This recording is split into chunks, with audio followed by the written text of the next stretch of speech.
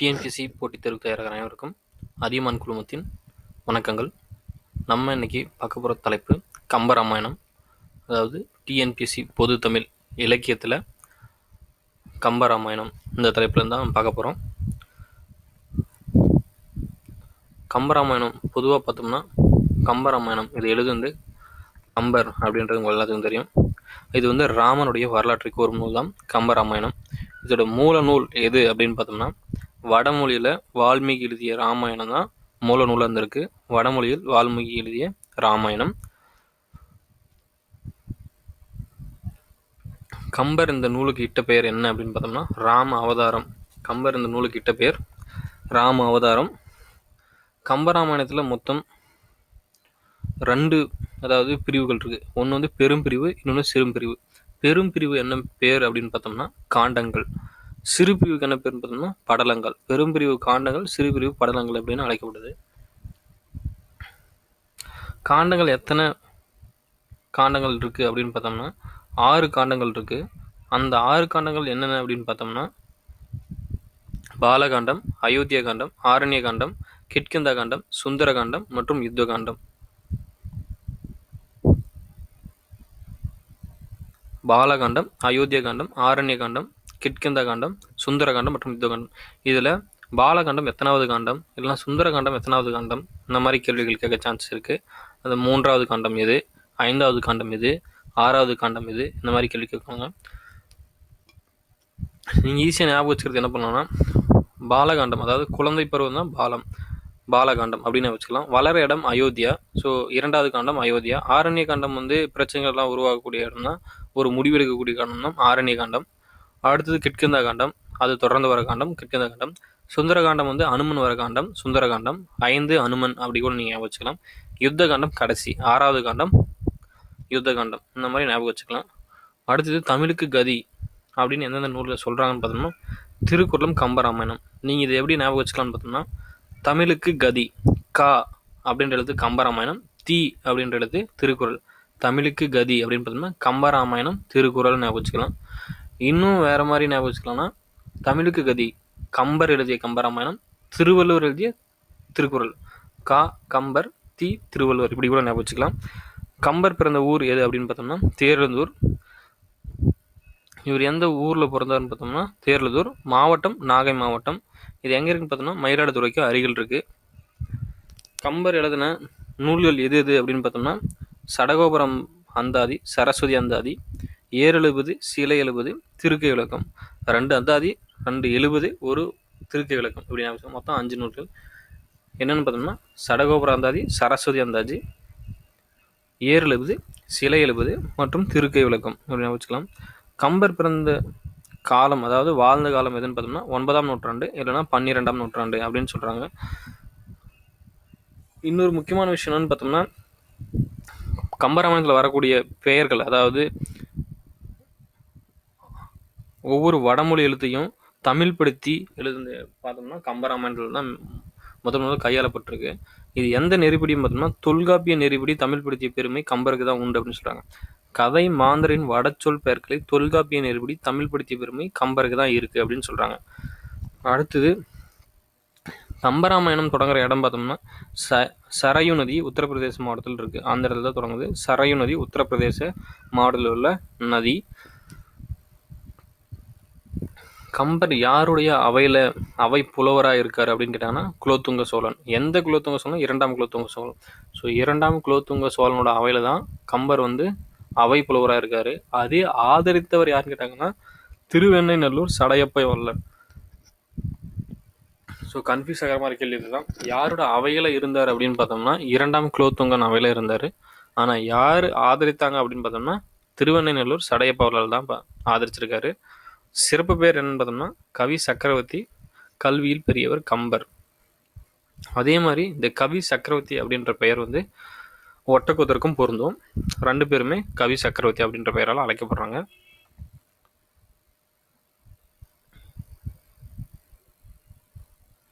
உலகம் யாவையும் தாமல வாக்களும் நிலைபெற நீக்கலும் நீங்களா அப்படின்ற பாட்டு வந்து கம்பரில் தான். அதே மாதிரி தாதுகு சோலை தோறும் செண்பக காடு தோறும் போவிதழ் பொய்கை தோறும் புதுமண தடங்கள் தோறும் அப்படின்ற பாட்டு எழுதுனதும் கம்பர் தான். இந்த 2 பாட்டும் ஞாபகம் வச்சுக்கோங்க. இதில் அதாவது சென்டென்ஸ் கொடுத்துட்டு கேள்வி கேட்க சான்ஸ் இருக்குது. உலகம் யாவையும் தாமூல வாக்களும் நிலைவரலும் நீக்கலும் நீங்களா அப்படின்ற வரலைனும், தாதுக்கு சோலை தோறும் செண்பக காடு தோறும் போவிதழ் பொய்கை தோறும் புதுமண தடங்கள் தோறும் அப்படின்ற லைன் வந்து கம்பர் எழுதின வரிகள். கம்பரோட தந்தை யாருன்னு பார்த்தோம்னா ஆதித்யன். செய்நின்றி மறவாமல் கம்பரை ஆதரித்த வள்ளலை 1000 பாடல்களுக்கு ஒரு பாடல் வீதம் பாடி சிறப்பித்துள்ளார் அப்படின்னு சொல்கிறாங்க. அதாவது திருவெண்ணைநல்லூர் சடையப்பவர்கள் ஆதரித்ததுனால அவர் வந்து 1000 பாடல்களுக்கு ஒரு இடத்துல அவர் பற்றி புகழ்ந்து பாடுறார். நீங்கள் நல்லா ஞாபகம் வச்சுக்கணும். நிறைய பேர் நம்ம 100 பாடலுக்கு ஒரு முறை அப்படின்னு நினச்சி ஆன்சரை தப்பாக எழுதிடுவோம். ஆனால் 1000 பாடலுக்கு ஒரு வாட்டி தான் சடையப்பவர்களை பற்றி புகழ்ந்து எழுதியிருக்காரு. கம்பராமாயணம் மொத்தம் எத்தனை விருத்தப்பாக்களை உடையது அப்படின்னு பார்த்தோம்னா 10,500. இதுவும் கேட்கறது சான்ஸ் இருக்குது. ஏன்னா கம்பராமாயணம் வந்து விருத்தப்பாக்களால் ஆனது. விருத்தம் என்னும் ஒன்பாவிற்கு உயர் கம்பன் அப்படின்னு சொல்லுவாங்க கம்பரை. ஸோ கம்பராமாயணத்தில் வேறு என்னென்ன சிறப்பு இருக்குது அப்படின்னு பார்த்தோம்னா, வால்மீகி எழுதின வந்து உத்தரகாண்டத்தை வந்து கம்பர் விட்டுவிட்டார் அப்படின்னு சொல்கிறாங்க. வால்மீகி எழுதின வடமொழியில் வால்மீகி எழுதின ராமாயணத்தில் வந்து உத்தரகாண்டம் இருக்குது. ஆனால் அதுதான் கடைசி காண்டம். ஆனால் கம்பராமாயணத்தில் உத்தரகாண்டம் அப்படின்ற ஒன்றே கிடையாது. காரணம் என்னன்னு பார்த்தோம்னா, தமிழ் கலாச்சாரப்படி மங்களகரமாக தான் எந்த ஒரு புராணமும் அமையணும் அப்படின்றதுனால உத்தரகாண்டத்தை வந்து எடுத்துட்டு யுத்த காண்டத்தோடு முடிச்சிட்டாரு கம்பர். அது மட்டும் இல்லாமல் வாலியினோட மகன் அங்கதனை பற்றி கம்பர் எழுதியுள்ளார். அங்கதன் அடைக்கலம் கம்பரின் புதிய படைப்பு. அதாவது வாலி எழுதின நூல் வந்து அங்கதன் பற்றி எந்த ஒரு பேர் மட்டும்தான் இருக்கும். அவரை பற்றி தனியாக எதுவுமே இருக்காது. வாலியினோட மகன் அங்கதனை பற்றி கம்பர் தனியாக ஒரு படலமே எழுதியிருக்காரு. அதாவது அங்கதன் அடைக்கலம் அப்படின்ற ஒரு படலமே எழுதியிருக்காரு. இது ஒரு உட்பிரிவு. அங்கதன் அடைக்கலம் அப்படின்றது வந்து கம்பரோட புதிய படைப்பு அப்படின்னு சொல்லிடலாம். அது மட்டும் இல்லாமல் கம்பரோட மாயாசகன படலம் வந்து புதிய படைப்பு தான். மாயாசகன படம் அதாவது கம்பராமாயணத்தில் வரக்கூடிய ஒரு படம் தான் மாயாசகன படம்.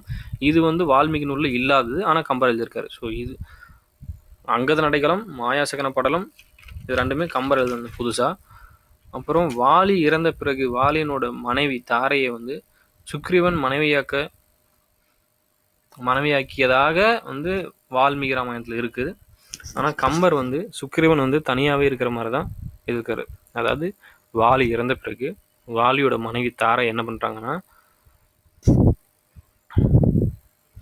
வடமொழி ராமாயணப்படி இன்னொரு திருமணம் செஞ்சுக்கிறாங்க, அதாவது சுக்ரீவனை.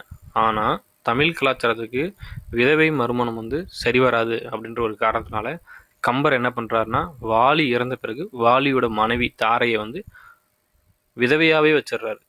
சுக்ரீவனுக்கு திருமணம் செஞ்சு வைக்கிற மாதிரி அவர் எழுதவே கிடையாது. சரிங்களா?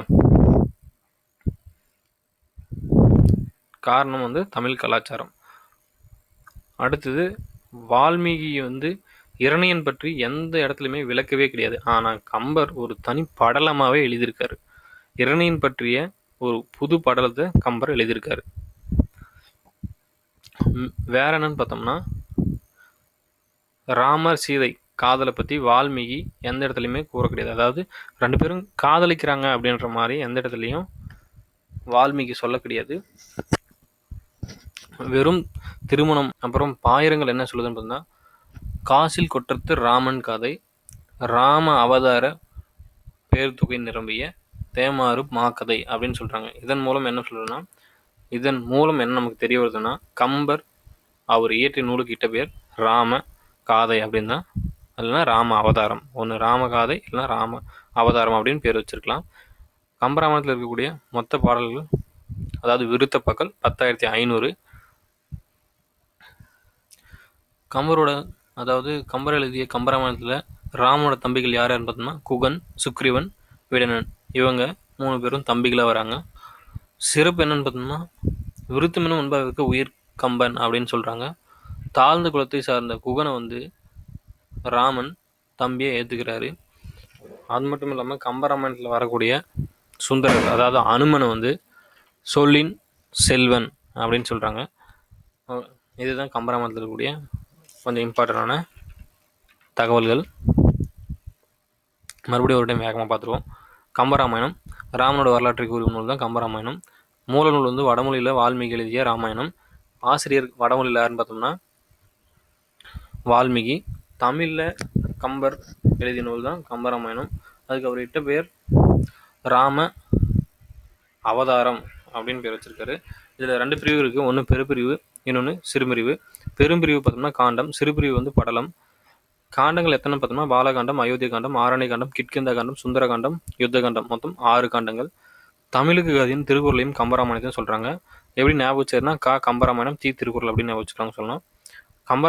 கம்பர் பிறந்த ஊர் எதுன்னு பார்த்தோம்னா தேரலூர். தற்போதைய நாகை மாவட்டத்தில் இருக்கக்கூடிய மயிலாடுதுறைக்கு அருகில் இருக்கக்கூடிய ஊர் தான் தேரழுதூர். இவர் எழுதின நூல் எதுன்னு பார்த்தோம்னா சடகோபர் அந்தாதி, ஏர் எழுபது, சிலை எழுபது, சரஸ்வதி அந்தாதி, திருக்கை விளக்கம் இதெல்லாம். அடுத்தது இவர் காலம் எதுன்னு பார்த்தோம்னா 9ஆம் நூற்றாண்டில் வாழ்ந்திருக்காரு. கதை மாந்தரோட பெயர்கள் எல்லாமே வடச்சொற்கள் இருந்தாலும் அவற்றை எல்லாத்தையும் தொல்காப்பியர் தமிழ் படுத்திய பெருமை வந்து கம்பருக்கு தான் இருக்கு. அதாவது சரயு நதி உத்தரப்பிரதேசத்தில் இருக்கிறதா, அங்கே தான் கம்பராமாயணம் ஸ்டார்ட் ஆகுது. உத்தரப்பிரதேசத்தில் இருக்கக்கூடிய சரயு நதி பக்கத்தில் தான் கம்பராமாயணத்தோட கதை ஆரம்பிக்குது. கம்பர் எங்கே வந்து பணியாற்றினார் அப்படின்னு பார்த்தோம்னா குலோத்துங்க சோழனோட அவை புலவராக இருந்திருக்காரு. அதாவது 2ஆம் குலோத்துங்க சோழனின் அவை புலவராக வாழ்ந்திருக்காரு. அது மட்டும் இல்லாமல் இவர் ஆதரித்த வள்ளல் யாருன்னு பார்த்தோம்னா திருவண்ணூர் சடையப்பவர்கள் தான் கம்பரை ஆதரிச்சிருக்காரு. கம்பருக்கான வேறு சிறப்பு பெயர்கள் என்னன்னு பார்த்தோம்னா கவி சக்கரவர்த்தி, கல்வியில் பெரியவர் கம்பர் அப்படின்றதான் இவரோட சிறப்பு பெயர். கம்பரதன பாடல்களில் அதாவது நமக்கு இருக்கக்கூடிய தொடர்கள் எதுன்னு பார்த்தோம்னா தாதுகு சோலை தோறும், செண்பக காடு தோறும், போவிதழ் பொய்கை தோறும், புதுமண தடங்கள் தோறும் அப்படின்ற சென்டென்ஸும், உலகம் யாவையும் தாமுல வாக்களும், நிலைபெற நீத்தலும் நீக்கலும் நீங்களாம் அப்படின்ற சென்டென்ஸும் ஞாபகம் வச்சுக்கலாம். ஏன்னா இது 2மே அது வந்து கம்பர் தான். அதுவும் கம்பராமாயணத்தில் வரக்கூடிய தொடர்கள். இது கேட்கறதுக்கான வாய்ப்புகள் அதிகம். கம்பரோட தந்தை யாருன்னு பார்த்தோம்னா ஆதித்யன். கம்பர் ஆதரித்த வள்ளலை வந்து 1000 பாடல்களுக்கு ஒரு இடத்துல வந்து சிறப்பித்து பாடியுள்ளார் கம்பர். யாருன்னா சடையப்பவர்கள் தான் வச்சுக்கோங்க. சடையப்பவர்கள் வந்து 1000 பாடலுக்கு ஒரு இடத்துல அவர் பற்றி பாடி சிறப்பிச்சிருக்காரு. வால்மீகி எழுதின உத்தரகாண்டத்தை வந்து கம்பர் விட்டுட்டாரு. அதாவது தமிழில் வந்து உத்தரகாண்டம் அப்படின்னு ஒன்று கிடையாது. உத்தரகாண்டம்னு ஒன்று இருந்தால் அது 7வது காண்டமாக இருந்திருக்கணும். ஆனால் அது கிடையாது. மொத்தம் 6 காண்டம் தான் தமிழில். காரணம் என்னன்னு பார்த்தோம்னா தமிழ் பண்பாட்டிற்கு மங்களகரமாக இருக்கணும் அப்படின்ற ஒரு காரணத்தினால உத்தரகாண்டத்தை எடுத்துட்டு யுத்த காண்டத்தோட கம்பர் முடிச்சிட்டாரு. வாலினோட மகன் அங்கதனை பற்றி கம்பர் எழுதியிருக்காரு. ஆனால் அங்கதனோட பற்றி வால்மீகி எதுவுமே எழுதலை. வாலியின் மகன் அங்கதனை பற்றி அங்கதன் அடைக்கலம் அப்படின்னு ஒரு படைப்பையே கம்பர் எழுதியிருக்காரு. மேலும் கம்பரோட மயாசகன படலம் வந்து புதிய படைப்பாக கம்பராமாயணத்தில் இருக்குது. மயாசகன படலம் அப்படின்னு ஒரு படலம் கம்பராமாயணத்தில் புதுசாகவே இருக்குது. அப்புறம் வாலி இறந்த பிறகு வாலினோட மனைவி தாரையை வந்து சுக்ரீவன் மனைவியாக்கின மாதிரி வால்மீகி எழுதியிருப்பாரு. ஆனால் கம்பர் எழுதுனதுல வாலி இறந்த பிறகு வாலியின் மனைவி தாரகை வந்து விதவையாகவே இருக்கிறாங்க. சுக்ரீவனை மணக்கிற மாதிரி எழுதலை. காரணம் தமிழ் பண்பாட்டுக்கு உதவியாக தான் இருக்கணும் அப்படின்றதுனால கம்பர் அப்படி எழுதிட்டாரு. இரணியனை பற்றி வால்மீகி எந்த இடத்துலையுமே தெளிவாக விளக்கலை. ஆனால் கம்பர் ஒரு தனி படலமாகவே இரணியனுக்கு எழுதியிருக்காரு. அது மட்டும் இல்லாமல் கம்பர் வந்து ராமர் சீதை 2 பேரும் காதலிக்கிற மாதிரி எழுதியிருக்காங்க. வால்மீகி எழுதிய ராமாயணத்தில் வந்து ராமர் சீதை 2 பேரும் காதலிக்கிற மாதிரி எந்த இடத்துலையும் கோர கிடையாது. வெறும் திருமணம் மட்டும்தான் செஞ்சுருக்காங்க அப்படின்னு சொல்கிறாங்க. ஆனால் கம்பர் வந்து ராமன் சீதை இருவரும் காதலிக்கிறாங்க அப்படின்ற மாதிரி தான் கதையை நகர்த்திருப்பார். கம்பர் ராவணன் சீதையை வந்து தொடாதவாறு எழுதியிருப்பார். கம்பராமாயணத்தோட பாயிரம் சிறப்பு பாயிரம்லாம் என்ன சொல்லுதுன்னு பார்த்தோம்னா காசில் கொட்டுறது ராமன் கதை, ராம் அவதார பேர் தொகை நிரம்பிய தேமாறு மாக்கதை அப்படின்னு சொல்லுது. இதன் மூலம் நம்ம என்ன தெரிஞ்சுக்கிறோம்னா கம்பராமாயணத்துக்கு இட்ட பெயர் ராமகாதை இல்லைன்னா ராம அவதாரம் அப்படின்னு தான் பேர் வச்சிருக்கணும். கம்பராமாயணத்தில் இருக்கக்கூடிய மொத்த விருத்த பக்கம் எத்தனை பார்த்தோம்னா 10,500. கம்பரோட தம்பிகள் யார் யார் அப்படின்னு பார்த்தோம்னா குகன், சுக்ரீவன், விடனன். இதில் தாழ்ந்த குலத்தை சார்ந்தவன் தான் குகன். இவரையும் வந்து குகனோடு சேர்த்து மொத்தம் எத்தனை பேர் அப்படின்னு கேட்கறதுக்கு சான்ஸ் இருக்கு. குகனோடு சேர்த்து ராமனின் தம்பிகள் எத்தனை பேர் அப்படின்னு கேட்டாங்கன்னா 5 பேர். 5 தாழ்ந்த குலத்தில் வாழ்ந்த குகனை சேர்த்து மொத்தம் 5 பேர். அப்புறம் அனுமன் அனுமன் வந்து கம்பராமாயணத்தில் என்ன அழைக்கப்படுறான்னு பார்த்தா சொல்லின் செல்வன், சில இடங்களில் சுந்தரர், அதாவது சுந்தரகாண்டம் அனுமனை பற்றி தான். சொல்லின் செல்வன் யார் அப்படின்னு கேட்டாங்கன்னா அனுமன். அப்புறம் கம்பரை பற்றி மிக சிறந்த தொடர் எதுன்னு பார்த்தா விருத்தம் என்னும் அன்பாவிற்கு உயர் கம்பன் அப்படின்னு கம்பரை சிறப்பிக்கிறாங்க. இவ்வளோதான் கம்பராமாயணத்தை பற்றிய தகவல்கள். எங்களுடைய தகவல்கள் உங்களுக்கு பிடித்திருந்தால் எங்களோட சேனலை சப்ஸ்கிரைப் பண்ணுங்கள். மேலும் டிஎன்பிசி சம்பந்தமான பாடத்தில் இருக்கக்கூடிய பிற தலைப்புகள் பற்றிய விவரங்களை அறிய எங்களோடு இணைந்திருங்கள். நன்றியுடன் அதியமான் குழுமம். நன்றி, வணக்கம்.